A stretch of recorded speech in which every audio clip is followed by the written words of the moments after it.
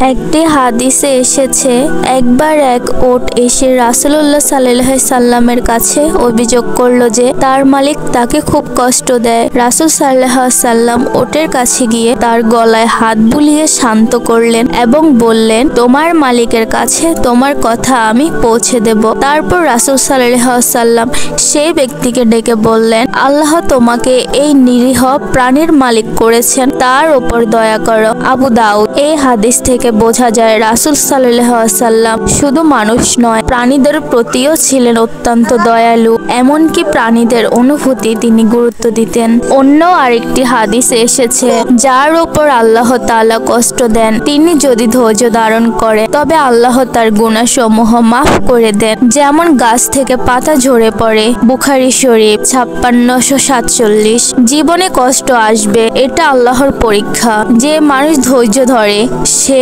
পরীক্ষায় উত্তীর্ণ হয় এবং তার গুনাহ মাফ হয়। কষ্ট মানে সবসময় শাস্তি নয়, অনেক সময় তা পরিশুদ্ধির মাধ্যম।